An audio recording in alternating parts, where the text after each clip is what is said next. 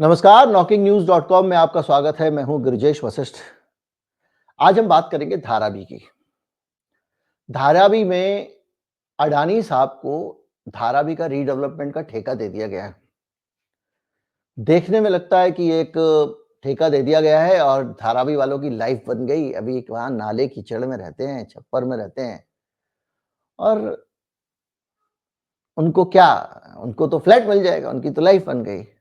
झुग्गी वालों की तो ऐश है। दिल्ली में तो बहुत सारे लोग इस तरह से सोचते हैं। ये झोपड़े वाले तो मजे में आ गए, इनकी तो लाइफ बन गई। क्या बात है। और क्या चाहिए, अडानी जी की वजह से ये हो गया, बहुत सारी चीजें आप सुनते हो। लेकिन क्या सचमुच ऐसा हो रहा है? अगर आप इसको आगे समझें तो हालत ये है धारावी में कि धारावी के अभी जो लोग वहां रहते हैं उसमें से 80% लोगों को वहां से बाहर भेज दिया जाएगा। वो रहेंगे ही नहीं वहां पे, उनको निकाल दिया जाएगा। सिर्फ 20% लोगों को फ्लैट दिए जाएंगे। उसके बदले में अडानी साहब को क्या दिया जा रहा है? उसके बदले में अडानी साहब को लाखों करोड़ रुपए का घोटाला है। अडानी साहब को उसके बदले में पूरी धारावी की जमीन मिल रही है और उस धारावी की जमीन के साथ साथ पूरे मुंबई में कोई भी आदमी, कोई भी बिल्डर अगर बिल्डिंग बनाएगा तो उसमें 40% का टीडीआर उसको खरीदना पड़ेगा। अभी जब आप इसको समझेंगे तो आपको टीडीआर भी समझ में आएगा कि क्या होता है। यानी हर मकान जो बिकेगा उसमें एक मोटा खर्चा अडानी साहब को की जेब में जाएगा। आप जब मकान के, वो राहुल गांधी के लोग मजाक उड़ाते हैं ना कि आप जो है वो कुछ भी करते हैं, आप घर में बिजली का स्विच ऑन करते हैं तो पैसा अडानी के पास चला जाता है, लोग हंसते हैं। अब यही है, मकान खरीदेंगे तो भी पैसा अडानी साहब के पास जाएगा।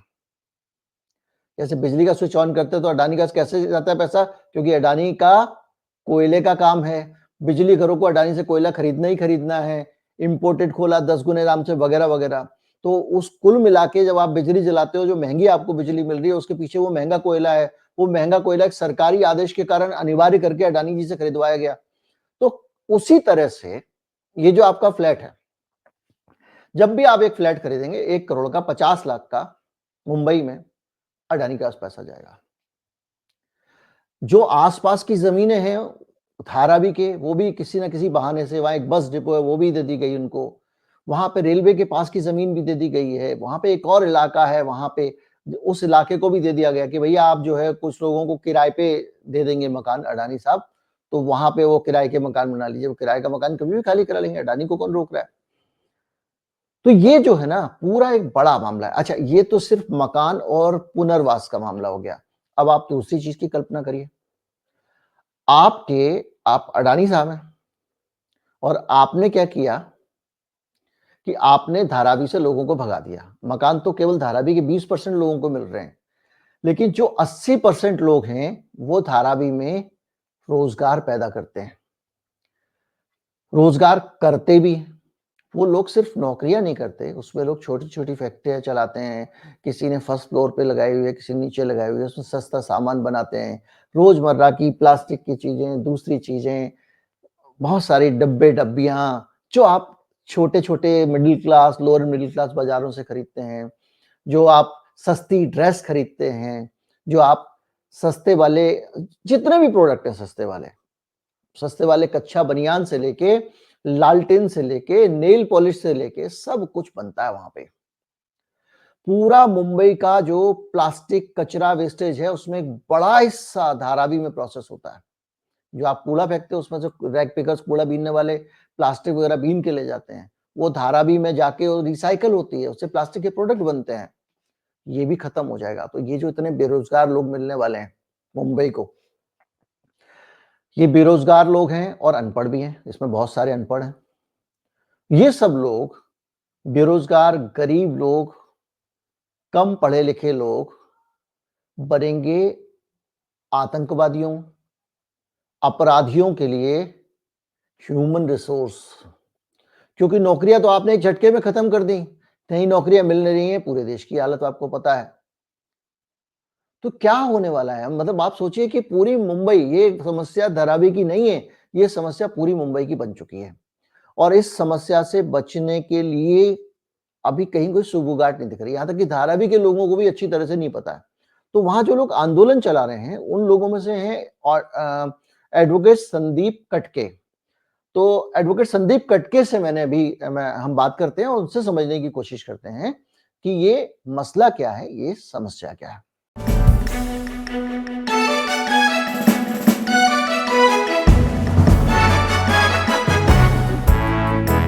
जो लगातार धारावी के लोगों के लिए बात कर रहे हैं, सड़कों पर जाते हैं और वो हम उनसे समझेंगे कि इसमें घोटाला क्या है। भाई देखने में तो ऐसा लगता है कि जिस हालत में रहते हैं, साफ सफाई नहीं होती है, नालों के ऊपर लोग रहते हैं, उस पूरे हालात से, कचरे के ढेर से कम एक अपना फ्लैट मिल जाएगा चकाचक और मजा आ जाएगा। इस तरह का एक प्रोजेक्शन हम सबके पास सामने देश में। लेकिन धारावी के लोग इसको क्या देख रहे हैं, वो उसको छोड़ना क्यों नहीं चाहते हैं, उनको ये क्यों लग रहा है कि उनकी स्थिति और बेहतर हो जाएगी। तो कटके साहब से ज्यादा अच्छा कोई समझा नहीं सकता, क्योंकि ये धारावी के लोगों के लिए बात भी कर रहे हैं। कटके साहब, वहां पर एक बड़ा प्रोटेस्ट हुआ अभी, बहुत सारे लोग सड़कों पर उतर आए, रैलियां निकली, शिवसेना भी साथ में आ गई। क्या नाराजगी क्या है, किस बात से लोग इस बात को लेकर इतना विरोध कर रहे हैं, उनको क्यों नहीं चाहिए धारावी में ये जो डेवलपमेंट प्लान है अडानी साहब का?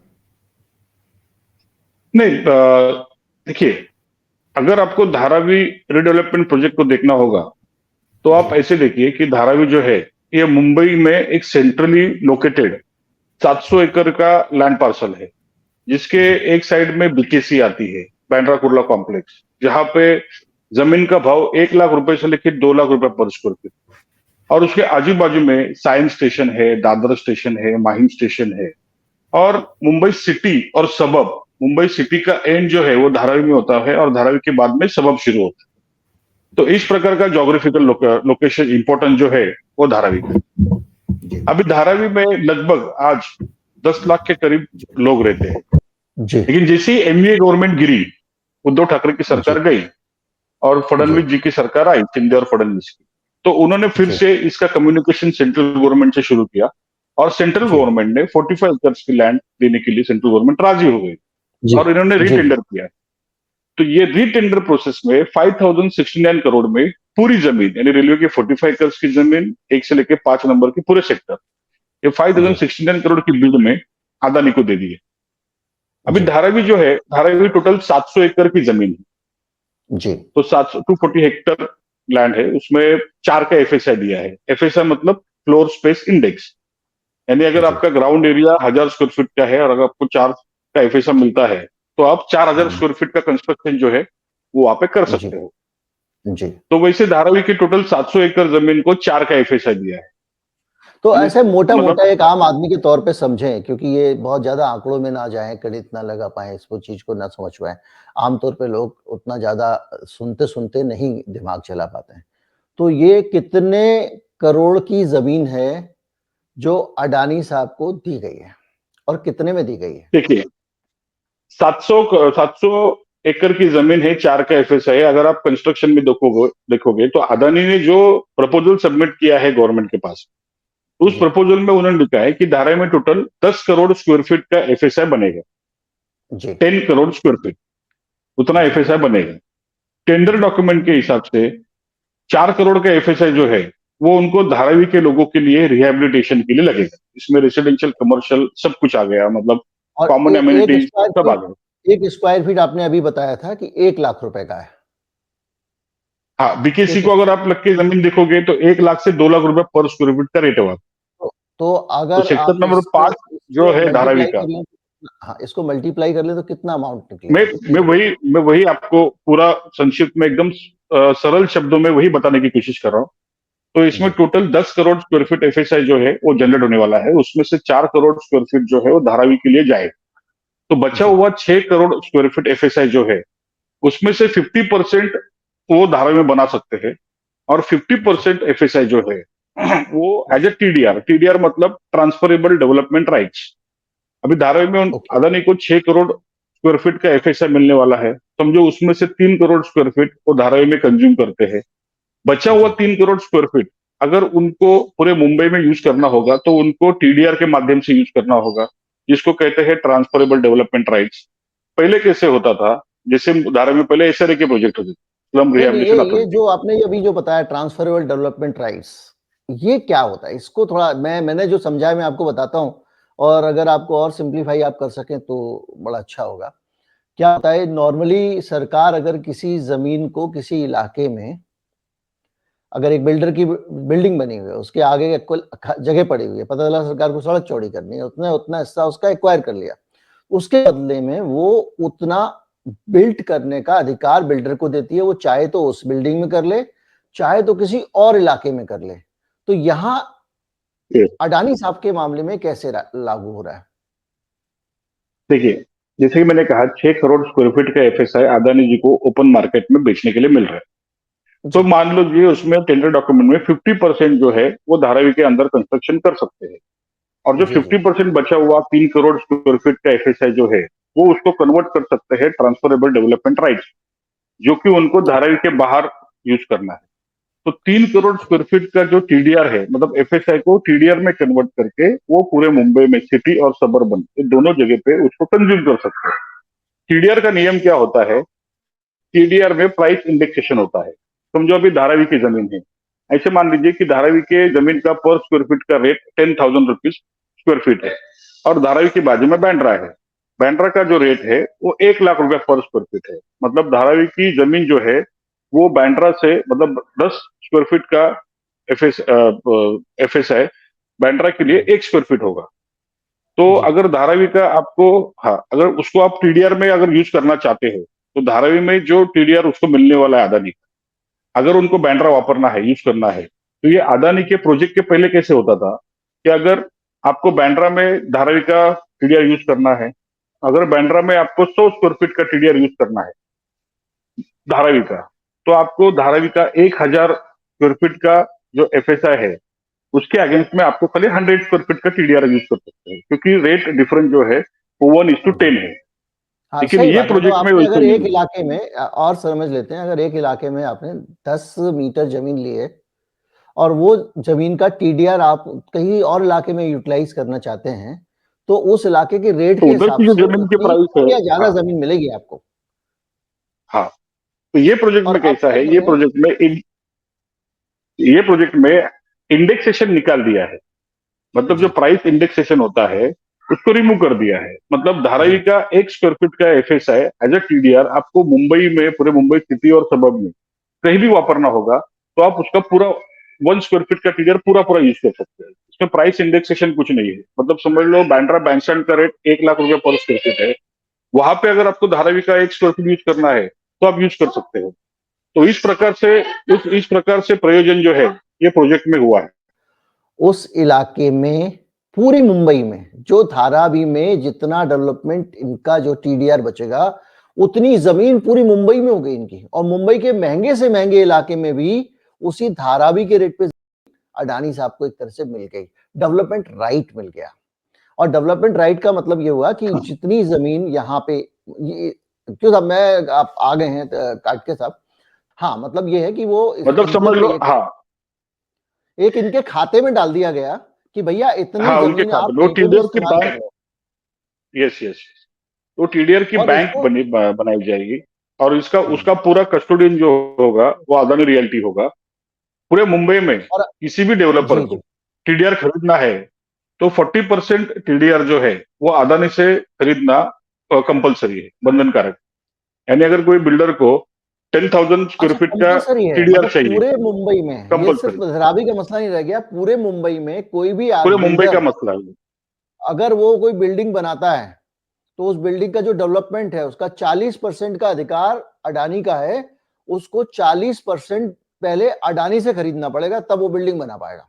हाँ, यस, उसको 40% का टीडीआर जो है अदानी से खरीदना पड़ेगा, और 60% टीडीआर जो है वो ओपन मार्केट से दूसरे कोई भी डेवलपर से खरीद तो ये सकता है या 40% बीएमसी से का खरीद सकता फिगर है। कैसे आया? क्योंकि ये जो धारावी की टोटल लैंड निकल रही है वो तो इतनी ज्यादा नहीं है। नहीं, धारावी की जो लैंड के ऊपर जो एफएसआई मिल रहा है, अभी सोचिए जी कि पूरे मुंबई में at present 3 crore 20 lakh square feet का कंस्ट्रक्शन चालू है पूरे मुंबई में। जी अगर आप पूरे मुंबई की कंस्ट्रक्शन इंडस्ट्री का बात करोगे तो 3 करोड़ 20 लाख स्क्वायर फीट का कंस्ट्रक्शन चालू है। जी धारावी के माध्यम से अदानी को ओपन मार्केट में सेल करने के लिए 6 करोड़ स्क्वायर फीट का एफएसआई जो है मिलने वाला है, यानी डबल ऑफ द मुंबई। जी मतलब सिर्फ धारावी के लैंड से आप 4 का एफएसआई देके 6 करोड़ का 6 करोड़ स्क्वायर फीट का एफएसआई जो है तो वो अदानी को मिलने वाला है ओपन मार्केट में सेल करने के लिए, जबकि पूरे मुंबई में फिलहाल कंस्ट्रक्शन चालू है सब बिल्डरों का मिला के, वो छह 3 करोड़ 20 लाख, तो डबल हाँ, हो तो गया छह उसका। 6 करोड़ स्क्वायर फीट का एफएसआई मिलने वाला है, जो कि अभी जितना कंस्ट्रक्शन टोटल मुंबई में हो रहा है उसका डबल है। एक तो ये है। दूसरा, एफएसआई का मतलब ये हुआ कि वो कितना एरिया, कितना स्क्वायर फीट फ्लोर कंस्ट्रक्ट कर सकते हैं। वो चाहे तो एक फ्लैट में कर लें, चाहे तो वो 10 मंजिल में कर लें, तो इतना स्क्वायर फीट का फ्लैट बनाने का समझ लीजिए, फ्लोर बनाने का समझ लीजिए, पूरी मुंबई का अधिकार अडानी जी को मिल गया है। और ये यस अधिकार यस केवल एक धारावी डेवलपमेंट के नाम पे उनको मिल गया है। तो ये कुल मिला के यस एक ऐसी डील है जिसमें उठा के मुंबई अडानी जी की गोद में डाल दी गई है, केवल धारावी नहीं। सुनने में, सोचने में ऐसा लगता है कि धारावी की जमीन है, उसको अडानी साहब लेंगे, वहां पे झुग्गियां तोड़ेंगे, फ्लैट बना के दे देंगे, बदले में उनको कुछ जमीन मिल जाएगी, कुछ मुनाफा मिल जाएगा।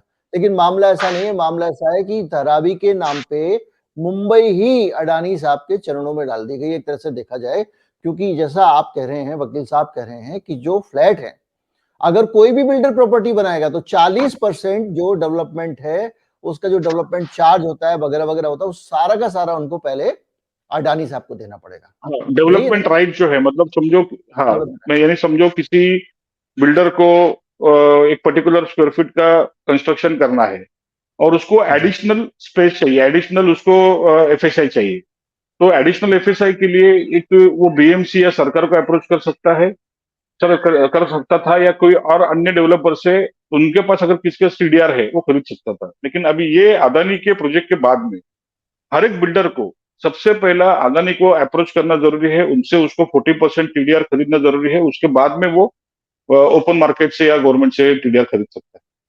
तो इस तो प्रकार की अभी ये सहूलत पूरी जो है वो अदानी को पूरी दी है। जमीन नहीं, टीडीआर की बात है। मतलब मैं अगर ऐसे समझू कि एक आदमी 10 मंजिल बना रहा था, अब वो 14 मंजिल अगर बनाना चाहता है, तो पहले 4 मंजिल तो उसको अडानी से खरीदना है। उसके बाद में वो यस और 5 भी बनाएगा, ऊपर 15 बनाएगा, तो उसको खरीदने के लिए फिर वो जाए जहां जाना है। तो कुल मिला के, और कोई भी बिल्डर, जाहिर बात है कि जो लिमिट दी हुई है उस इलाके की 10 मंजिल की दी हुई है, तो 10 मंजिल चाहेगा वो तो 5 मंजिल बन जाए, 6 मंजिल बन जाए। यानी जितनी जो रियल एस्टेट इंडस्ट्री है मुंबई की, वो पूरी की पूरी अडानी साहब का खजाना बढ़ेगी। यस यही है ना जरूर। सर? और इसमें अच्छा अभी इसमें धारावी प्रोजेक्ट में और एक सहूलियत ऐसी दी है कि जी जिसे धारावी में 2000 1 जनवरी 2000 के पहले के स्लम की पात्रता है, तो जी उसमें 1/1/2011 उसका एक उन्होंने कट ऑफ डेट रखा है। तो 2000 से लेके 2011 के बीच के जो लोग हैं जो अपात्र होंगे, उन अपात्र लोगों के लिए रेंटल हाउसिंग स्कीम जो है वो गवर्नमेंट ने बनाने की स्कीम की है। और जी जी वो जो है धारावी से लगकर एक सॉल्ट पैन का बहुत बड़ा एरिया है जो वडाला में आता है, तो वहां जी। पे वो प्रपोज किया गया है। यानी वो जमीन भी जो है वो धारावी के नाम पे अदानी को मिलेगी डेवलपमेंट करने की, और ओके, उसका अब भी एफएसआई जो है। इसको भी सरल तरीके से समझ लेते हैं कि 2000 से लेके आज तक के लोगों को, किसी को भी, यानी जो आज तक की नहीं, 23 साल से वहां रह 2011 रहा है। की, दो सर वो 11 वाली पे मैं आ रहा हूँ, 2011 तक के लिए। हाँ। आ रहा हूँ सर 11 वाले पे। 23 साल में यस जो लोग 23 साल पहले धारावी में बस गए, सिर्फ उनको ही फ्लैट मिलेगा। बाकी 2000 से 2011 के बीच में, इन 23 साल में से जो पहले के 11 साल हैं, उन लोगों को फ्लैट नहीं मिलेगा। उनको किराए पे फ्लैट दे सकते हैं किराए पे अडानी फ्लैट। साहब। यस हाँ, और किराए पे जब देंगे, तो जो किराए पे फ्लैट देंगे, वो फ्लैट बनाने के लिए भी एक बड़ी जमीन अडानी साहब को दे दी गई है। यही है ना सर? यस तो उसके बराबर। मालिक अडानी साहब ही रहेंगे, वो किराएदार रहेंगे, वो किराया तो देंगे। नहीं, कौन लोग? उसके मालिक जो है डीआरपी रहेगी। उन्होंने जो कंपनी बनाई है एसपीवी, वो एसपीवी कंपनी में 80% पार्टनरशिप अदानी जी की है और 20% पार्टनरशिप गवर्नमेंट की। जी जी जी। मतलब सरकार का केवल एक 5वां हिस्सा रहेगा उसमें। और वो पूरी यस। पूरी जमीन जो है, वो उस पे वो किराया कमाएंगे उम्र भर। और वो किराएदार हम्म। बाद में वो कैसे निकालते हैं, क्या करते हैं, ये कोई बड़ी बात नहीं है इन लोगों के लिए। बाद में फिर एक सरकार खरीद लेंगे और उसके बाद कहो तो उन किराएदारों को ही खाली करना। लेकिन एक बात मान के चलिए, धारावी में जो आदमी 23 साल से रह रहा है, 23 साल से, उसको भी इस डेवलपमेंट प्रोजेक्ट में घर नहीं मिलेगा। आप बताइए कितने लोग होंगे धारावी में जो 23 साल से रह रहे हैं वहां पे। बड़ी संख्या में ऐसे लोग होंगे जिनको देखिए खदेड़ दिया अभी, जाएगा। हाँ, तो हम लोग ने जो मूवमेंट खड़ी की है तो उसका मेन मकसद और मेन उद्देश्य वही है, क्योंकि धारावी में 2007 और 8 में सर्वे किया, उस टाइम पे 58,000 स्ट्रक्चर जो है इन्होंने काउंट किए। 58,000 का स्ट्रक्चर्स का जो है वो सर्वे हो। तो 2008 के बाद में 2023 तक आज लगभग धारावी में 1,15,000 स्ट्रक्चर हुए। तो जी अगर इनके हिसाब से चलेंगे तो लगभग धारावी के 50% लोग तो एनेक्सर 2 में आएंगे ही नहीं। और दूसरी जी बात, जिनके एनेक्सर 2 बने हैं 2007 और 8 के सर्वे के हिसाब से, अगर आप उनको जी 1 जनवरी 2000 के निकट लगाओगे तो उसमें से भी 30% लोग जो है अपात्र होने वाले हैं। और उसमें जी बहुत बड़ा भ्रष्टाचार चलेगा बाबू लोग का। यानी जो जी गरीब लोग हैं उनको बोलेंगे पात्र करना है तो आप 2 लाख 4 लाख 5 लाख दे दो तो आपको हम पात्र करके आपको फ्लैट दिलाएंगे। तो ये बहुत बड़ा जी भ्रष्टाचार चलने वाला है। जी जी तो इसके लिए हमने सरकार को हमेशा से यही निवेदन दिया है कि अगर आपको धारावी डेवलप करनी है, आपको आपने इतनी सुविधाएं डेवलपर को दी है, थोड़ी सुविधा धारावी वालों के लिए दे दीजिए। धारावी जी का पुनर्सर्वे करिए। पुनर्सर्वे के हिसाब जो जो हिसाब से जो सर्वे की आखिरी जो डेट होगी उसको कट ऑफ डेट मानकर धारावी के सब लोगों को धारावी के अंदर ही घर दीजिए। तो हमने वो डिमांड के ऊपर ही पूरा जो आंदोलन है वहां पे वो खड़ा किया है। अभी अगर समझो सरकार का जो अभी का एग्जिस्टिंग प्लान है, प्लान के हिसाब से अगर देखेंगे तो मैं समझता हूँ कि अभी का जो पॉपुलेशन है धारावी का वो कम से कम 10 लाख का पॉपुलेशन है। तो 10 लाख में से खाली 2 लाख 3 लाख लोग ही धारावी में रहेंगे, बाकी 7 लाख को उठा के बाहर फेंक देंगे। 80% धारावी, आबादी बाहर फेंक दी जाएगी धारावी की। 80% लोगों ये को अगर धारावाही के एग्जिस्टिंग बाहर प्लान के निकाल दिया हिसाब से जाएगा चलेंगे तो। और उस जमीन पे अडानी साहब का हक होगा। और सिर्फ उस जमीन पे हक नहीं होगा, उस जमीन के नाम पे पूरे मुंबई की 40% जमीन उनको दे दी गई है और किराए पे देने के लिए, फ्लैट बनाने के लिए एक और जमीन दे दी गई है। और जो एक कंपनी को मिलेगी जिसमें केवल 20% की पार्टनर सरकार है, एक तरह से देखा जाए 80% के पार्टनर अडानी साहब है, और वहां इसमें, पर वो किराए पे यस, देंगे। इसमें जो अदानी साहब जो कंस्ट्रक्शन करेंगे, कंस्ट्रक्शन करने के टाइम पे जो रॉ मटेरियल खरीदेंगे, जो मटेरियल जी खरीदेंगे उसकी जो जीएसटी वो भरेंगे, उसके जी जीएसटी का 50% रिफंड भी उनको वापस मिलेगा। तो उनको 50% जीएसटी भी माफ है इस प्रोजेक्ट। ये प्रोजेक्ट के ओके। माध्यम से वो जो पैसा कमाएंगे तो उसके लिए भी इनकम टैक्स की ATIA की एक स्कीम है। वो स्कीम के हिसाब से अदानी जी के इनकम टैक्स भी माफ होगा। लीजिए, उससे जो तो, कमाई होगी उस पे तो मैं इनकम समझता टैक्स हूँ माफ। कि और जो लोहा सरिया सीमेंट वीमेंट लगेगा उस पर जीएसटी भी आधी उसके ऊपर माफ। जो जीएसटी भरेंगे, यस, तो इस आप प्रकार का समझिए ये प्रोजेक्ट जो है वो धारावी में होने वाला है। इस तरह का टैक्स रिबेट, अगर 1 किलो अनाज मिलता है तो इस देश का प्राइम मिनिस्टर रेबड़ी कहता है। मैं बाद में वहीं पहुंच जाता हूं, मैं माफी चाहता हूं, लेकिन इस देश का प्राइम मिनिस्टर उसको रेबड़ी कहता है। किसी आदमी को अगर फ्री बस टिकट मिल रहा है महिला को, तो वो इस देश की सरकार की आंखों में किरकिरी है। बहुत सारे दुनिया भर के इकोनॉमिस्ट के खिलाफ खड़े हो जाते हैं। मुझे ये बताइए, रघुराम राजन से लेके किसी दुनिया के इकोनॉमिस्ट ने ये जो अडानी को रेवड़ी मिल रही है इस पे सवाल क्यों नहीं उठाया? आम आदमी को अगर कुछ भी मिलता है तो वो रेवड़ी है, और अमीर को कुछ भी दे दिया, सब माफ है। ये एक बहुत बड़ा हिंदुस्तान के डेवलपमेंट का जो मॉडल बन रहा है लगातार, इसमें एक सरकार दोषी नहीं है। उसमें गरीब को इसी तरह से, गरीब के लिए सरकार का कुछ करना गुनाह है और अमीरों के लिए करना, आप सोचिए, आधा जीएसटी माफ। आप माचिस बेचते हो उसमें माफ नहीं होगा आपको। वो जितना सीमेंट बजरी अगर खरीदेगा सब। एक भिखारी पाव भी खरीदता है तो उसके ऊपर उसको 18% जीएसटी देना पड़ता है। बिल्कुल। और यहां पर ये इतना बड़ी टैक्स माफी है, और उसके बावजूद आप बताइए कि धारावी के जिन लोगों को मकान बना के देने के नाम पे पूरा प्रोजेक्ट आ रहा है, उसमें कितना आपने 60% बताया? 80%, 80%, 80% लोग वहां से हाँ, भगा दिए मतलब जो जाएंगे। मौजूदा, यस। और 80% इसमें लोग और वहां एक से बात भगा दिए यह है जाएंगे। जी कि धारावी में जो अभी फिलहाल एग्जिस्टिंग पॉपुलेशन है वो एग्जिस्टिंग पॉपुलेशन का 80% लोगों के एम्प्लॉयमेंट जनरेशन जो है वो धारावी के ऊपर ही। क्योंकि धारावी में बहुत बड़ी लेदर इंडस्ट्री है, धारावी में गारमेंट इंडस्ट्री है, प्लास्टिक इंडस्ट्री है, फूड प्रोसेसिंग इंडस्ट्री है, कुंभार लोग की पोट्री इंडस्ट्री है। तो ये बहुत सारी इंडस्ट्रीज है। धारावी में 15,000 सिंगल रूम फैक्ट्रीज है, जहां से लोग मतलब नीचे रहते हैं, नीचे मकान है और ऊपर से अपना काम करते हैं। तो इस प्रकार की 15,000 सिंगल रूम फैक्ट्रीज है। लेकिन इस प्रोजेक्ट में अगर वो सिंगल रूम फैक्ट्री अगर ऊपर अपनी फैक्ट्री चलाता और नीचे रहता है और वो रेसिडेंशियल में आता है, तो उसको रेसिडेंशियल का एक फ्लैट मिलेगा, उसका रोजगार वहां से चले जाएगा। तो इसमें जो कमर्शियल लोगों के लिए जो है, मतलब धारावी में जो कमर्शियल एक्टिविटी चलती है, उसके लिए अभी तक गवर्नमेंट से या फिर अदानी से कोई भी प्रकार की स्पष्टता नहीं है। दूसरी बात, ना गवर्नमेंट का कोई आदमी या अदानी का कोई आदमी धारावी में आकर धारावी के लोगों से बात कर रहा है कि भाई तुमको क्या चाहिए, तुम्हारी डिमांड्स क्या है, या फिर इस प्रोजेक्ट के माध्यम से आपकी क्या अपेक्षा है। ऐसे किसी प्रकार का कम्युनिकेशन जो है वो धारावी में हो रहा नहीं है।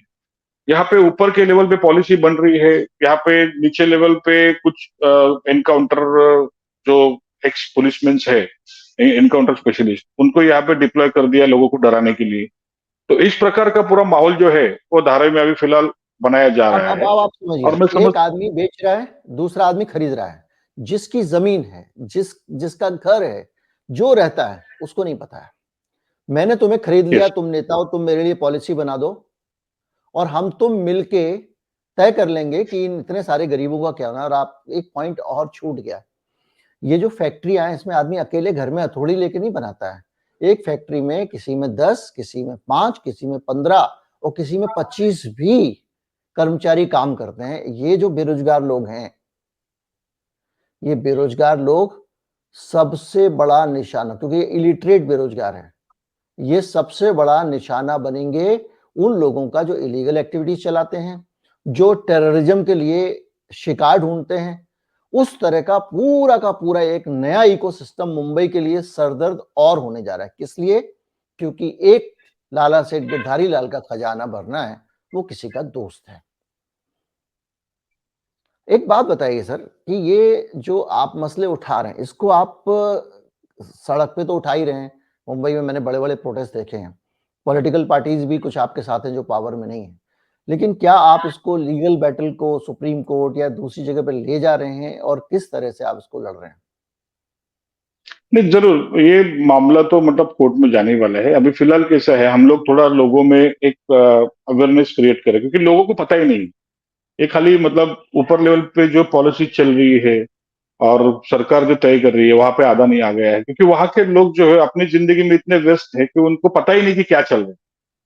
तो ये सब चीजों के माध्यम से अभी लोगों में एक थोड़ा अवेयरनेस आया है कि भाई अपना प्रोजेक्ट जो अदानी को दिया और अदानी के माध्यम से धारावी डेवलप होने वाली है, और इस डेवलपमेंट में लोगों को क्या हिस्सा मिलने वाला है उसके बारे में लोगों के मन में संभ्रम है। तो अभी थोड़ा अवेयरनेस हुआ है।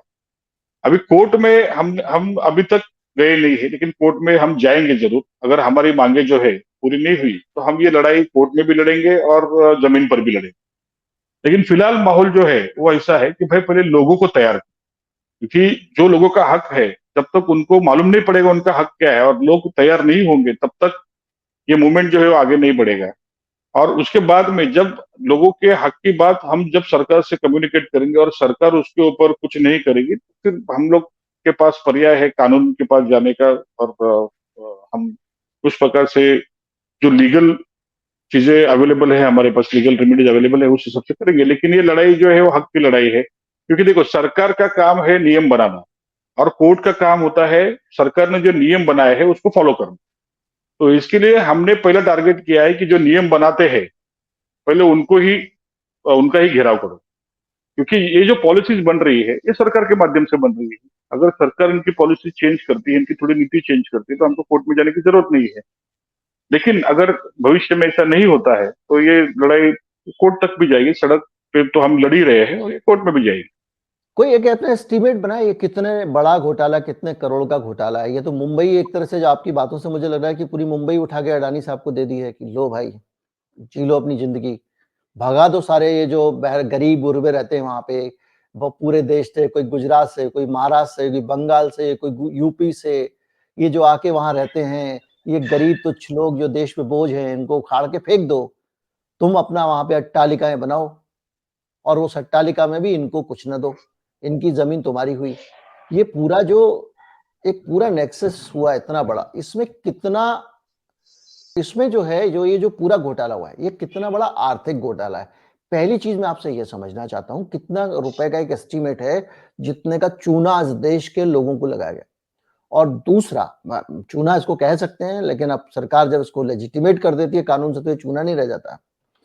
दूसरा, ह्यूमन लॉस कितना है, इंसानी नुकसान कितना है जो ज्यादा बड़ा है, जो इंसान की जिंदगियों को जो नुकसान पहुंचाया जाएगा वो कितना। देखिए, अगर कमर्शियल एंगल से हम बात करेंगे कि जैसे मैंने कहा कि इस प्रोजेक्ट के माध्यम से, मतलब अभी जो एस्टिमेट है उसके माध्यम से 6 करोड़ स्क्वायर फीट का एफएसआई सीधा सीधा अदानी को मिलने वाला है ओपन मार्केट में सेल करने। तो उसमें का 3 करोड़ स्क्वायर फीट का एफएसआई जो है वो अदानी 50% धारावी में बनाने वाले हैं। मैं तो सुन रहा 3 हूं। करोड़ स्क्वायर फीट के एफएसआई जो है वो अदानी जी धारावी में बनाने वाले हैं सेल के लिए। तो धारावी में सेक्टर 5 के करीब का जो एरिया है, क्योंकि रेलवे की जो लैंड है उस सेक्टर 1 के नजदीक की लैंड है, सेक्टर 1 में आती है, जी जो माटुंगा माहिम का हिस्सा आता है। लेकिन सेक्टर 5 की जो जमीन है वो बीकेसी से कनेक्ट आती है, जिसको बीकेसी का एच ब्लॉक कहा जाता है। तो वहां जी पे अगर, वहां पे कैसा है, वहां पे धारावी बस डिपो है। तो टेंडर डॉक्यूमेंट में ऐसा है कि वो बस डिपो भी जो है वो डेवलपमेंट के लिए अदानी वापर सकते हैं। मतलब नीचे बस डिपो रहेगा और उसके ऊपर जो है कंस्ट्रक्शन करके, कमर्शियल कंस्ट्रक्शन करके वो सेल कर सकते हैं, जो जी बीकेसी से कनेक्शन में आता है। तो जी अगर आप समझ लो कि 3 करोड़ एफएसआई जो है एज पर करंट पॉलिसी, ये पॉलिसी मुझे लगता है कि और उसमें फंजिबल एफएसआई, फिर उसमें रिहैब रिन्यूएबल में और एफएसआई बढ़ने वाला है। लेकिन हम जी मौजूदा पॉलिसी के हिसाब से अगर बात करेंगे तो 3 करोड़ जी स्क्वायर फीट का एफएसआई भी अगर अदानी ने यहाँ पे कंज्यूम किया धारावी में, और उसका अगर आप रेट पकड़ोगे 1 लाख रुपया स्क्वायर फीट के हिसाब से, तो लगभग 3 लाख करोड़ जो है वो उनको 3 लाख स्क्वायर फीट में मिलेगा। और बचा हुआ 3 लाख स्क्वायर फीट जो है एज ए टीडीआर वो मार्केट में बेचेंगे, और जी उसके ऊपर कोई प्राइस इंडेक्सेशन नहीं है। अगर आप उसका लगभग समझ लो 20 से 25 हजार का भी अगर टीडीआर का रेट पकड़ोगे, तो उसमें भी कम से कम लाख से 1.25 लाख करोड़ रुपए जो है उनको एज ए प्रॉफिट मिल सकता है। और ये प्रोजेक्ट की पूरी कॉस्ट जो है वो 27,000 करोड़ की, यानी आपको टेंडर मिला 5,069 करोड़ में, उसमें आपने एसपीवी बनाई, 80% राइट्स लिए, टीडीआर की बैंक बनी, जो टीडीआर आपको मिलने वाला है वो टीडीआर के माध्यम से आप मार्केट से पैसे भी उठा सकते हो। दूसरी बात, एसपीवी में आपके 80% स्टेक्स है, वो स्टेक के माध्यम से भी आप फंड रेज कर सकते हो। यानी बैंक जो है आपको जैसे प्रोजेक्ट मिला, बैंक खुद आपको फाइनेंस करने को तैयार हो जाएगी। यानी आपको 1 रुपया जेब से लगने वाला नहीं है, आपको फाइनेंशियल्स के माध्यम से 50,000 करोड़ रुपया इसे एडवांस मिलने वाला है। उसमें से 27,000 करोड़ रुपीज का पूरा प्रोजेक्ट है, और उसमें लगभग 3 से लेकर 4 लाख करोड़ का मुनाफा जो है वो अदानी को होगा। तो ये मैं समझता हूँ कि भारत का सबसे बड़ा जमीन का महाघोटाला होगा, बहुत बड़ा स्कैम होगा, अगर इसको चार हम उस लाख माध्यम से करोड़ देखेंगे। 4 लाख करोड़, तीन चार से चार लाख लाख करोड़, करोड़ का। 1 करोड़, 4 लाख करोड़, 4 लाख करोड़ को समझें तो ये एक फिगर नहीं है, ऐसे लंबी लाइनें की वाली बात नहीं है। 4 लाख करोड़ की बिंदिया तो एक गिनते ही रह जाएंगे, लेकिन 4 लाख करोड़ का मतलब यह है कि 1 लाख करोड़ में 100 करोड़ के 100 होते हैं। 100 करोड़ रुपए में एक ट्रक बढ़ता है, एक ट्रक भर के जब रुपए होंगे, नोट होंगे, तो वो 100 करोड़ होते हैं। और 100 ट्रक होंगे तो 1 लाख करोड़। कितने लाख करोड़ बताया आपने? 4 लाख करोड़ ना? 3 से 4 लाख करोड़ का घोटाला है। 4 लाख करोड़, यानी 400 ट्रक नोटों से भर दीजिए। इतने रुपए का ये घोटाला मोटा मोटा समझ में आ रहा है, जो वहां पर आंदोलनकारी कह रहे हैं। 4 लाख करोड़। इसके बाद अब आते हैं ह्यूमन घोटाला, क्या जो ह्यूमन लॉसेस क्या है, जो आम लोगों को, कितने लोग बेरोजगार होंगे, कितने लोगों के घर जाएंगे, कितने लोग, कितना। अच्छा, ये 4 लाख करोड़ रुपए का जब हम कैलकुलेशन करते हैं तो हम ये देख रहे हैं आज वैल्यू क्या है। जब वो धारावी उजड़ के नए सिरे से बस जाएगा तब वो वहां पे दाम कुछ और होगा, उसको तो अभी कैलकुलेट किए ही नहीं किया है कि वो कितनी रकम होगी, तब जमीन की कीमत कितनी होगी, वो तो हिसाब लगा ही नहीं किया है। ये तो 1 लाख रुपए तो स्क्वायर फीट तो आज रेट है। तो सब आम लोगों का कितना नुकसान होने वाला है इस नोटों के अलावा। वकील साहब से हमारा लिंक टूट गया है, लेकिन ये एक चीज और भी समझने वाली है कि आम लोगों का कितना नुकसान होने वाला है। तो मोटा मोटा अगर आप हिसाब लगाएं तो जो आम नागरिक हैं वहां के, उनको जो नुकसान होने वाला है वो नुकसान आपका छोटा मोटा नुकसान नहीं होगा, क्योंकि बड़ी संख्या में एक तो 80% आबादी को घर चले जाएंगे, उनको भगा दिया जाएगा धारावी से, तो उनको उनका जीवन दूसरे दिन से ही बहुत महंगा हो जाएगा, क्योंकि वो जहां भी जाएंगे रहने के लिए, घर में जाएंगे, उन सब लोगों को एक मोटी रकम जो है वो देनी पड़ेगी जहां पे भी बसेंगे। इसके अलावा जो फैक्ट्रियां हैं वो बंद होंगी, तो उसमें जो नौकरी करने वाले लोग हैं उनका काम भी चला जाएगा। एक तरफ नौकरी गई, दूसरी तरफ आपकी जो कॉस्ट ऑफ लिविंग है बहुत बढ़ गई। अभी आप झुग्गी में रहते हैं, उसके बाद में आपको निकाल दिया जाएगा। 23 साल में जो लोग वहां बसे हैं उनमें या तो किराए में अडानी से मकान ले लो, वरना आप भागिए। उसमें भी 23 साल में केवल 11 साल वाले, बाकी 12 साल वालों को तो जाना ही पड़ेगा। तो पिछले 23 साल में जो लोग धारावी में बसे हैं उन सब लोगों का घर चला जाएगा, रिहाइश चली जाएगी, सर से चली जाएगी, और इसके अलावा उनकी नौकरी चली जाएगी, क्योंकि वहां पे जो रोजगार करते हैं और जो कारोबार होता है, धारावी की एक बहुत बड़ी इकोनॉमी है, और उसके से जुड़े हुए जितने रोजगार हैं वो सब चले जाएंगे।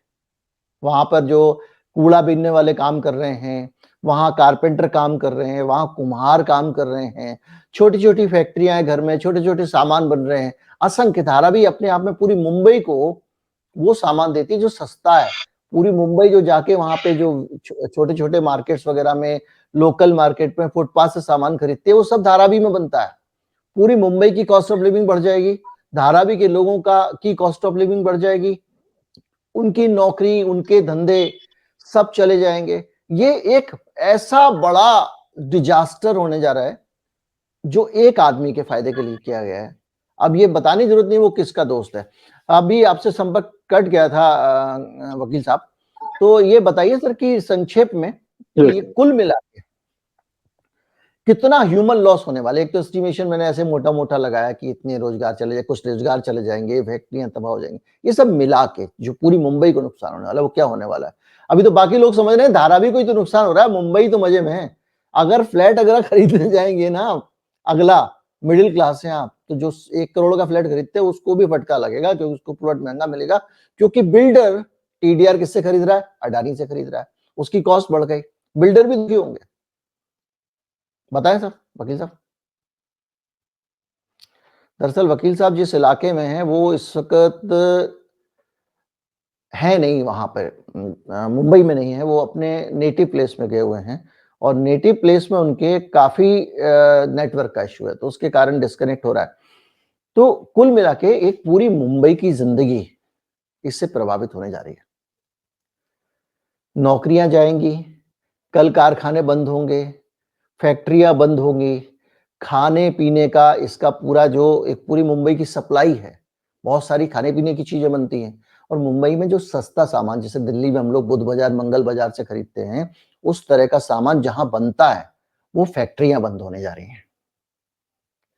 तो जो लोअर मिडिल क्लास है उसका जो सोर्स है, उसके प्रोडक्ट का सोर्स, उसको जो कुछ सामान मिलता है वो यहीं से मिलता है। मुंबई का जो कचरा है, उस कचरे के अंदर जब आप एनवायरनमेंट की बात करते हैं, समुद्र को बचाने की बात करते हैं, उस कचरे के अंदर से जो प्लास्टिक बीनी जाती है और दूसरी चीजें बीनी जाती हैं, उनको फैक्ट्रियों में जाकर वो जो रिसाइकल होता है, ये भी बहुत बड़ा काम धारावी में है, कबाड़ का काम। वो काम भी तबाह हो जाएगा, और कबाड़ का काम करने के लिए जमीन दूसरी हाथ महंगी कहीं पे कोई आदमी लेगा तो जाहिर बात है उसको मुनाफा नहीं होगा, तो बंद करके चला जाएगा। तो एक चौतरफा एक बड़ा तगड़ा अटैक मुंबई पे हुआ है, धारावी पे नहीं हुआ है। ये जो 11,000 लोग हैं धारावी के, जो माफ कीजिएगा, ये जो आबादी है धारावी की 2000 से लेकर 2023 के बीच की, ये तो चलो झोला उठाकर अपने गांव चली जाएगी, अपना खेती वेती करेगी, मनरेगा में काम कर लेगी, मुफ्त का अनाज खा लेगी, मोदी जी दे ही रहे हैं। कोई कहीं सुदूर गांव से आया, किसी यूपी के, कोई कहीं से आया, कोई साउथ से आया, नॉर्थ से आया, लेकिन मुंबई जो झेलेगी वो आप सोचिए। मुंबई के पास से इंडस्ट्री जा रही है, एक बड़ी इंडस्ट्री है जो मुंबई को सस्ता माल सप्लाई करती है, यानी जो लोअर मिडिल क्लास लोग जो सस्ती चीजें खरीदते हैं, प्लास्टिक के सामान, दूसरे सामान, वो नहीं मिलेंगे या बहुत महंगे हो जाएंगे, वो उनके हाथ से जाएंगे। मुंबई में जितनी बिल्डिंग बनेगी उस बिल्डर को 40% टीडीआर किससे खरीदना है, अडानी से। तो जो बिल्डर है वो जो मकान बनाएगा, फ्लैट बनाएगा, आप 1 करोड़ का भी फ्लैट खरीदते हैं तो वो फ्लैट भी अब आपको पड़ेगा महंगा। तो ऐसा ना समझें मिडिल क्लास नहीं, अपर मिडिल क्लास भी इसका शिकार होने वाला है। पूरी मुंबई के अंदर महंगी महंगी जगहों पे टीडीआर इनको मिलने वाला है। ये अपने आप में एक बड़ा घोटाला हो गया। इसी तरह से अलग अलग जगहों पे अगर आप देखें तो ये पूरी मुंबई को बुरी तरह प्रभावित कर रहा है, सिर्फ धारावी के लोगों को नहीं। धारावी के लोग तो बहाना बन गए कि उनके लिए फ्लैट बना के देना है।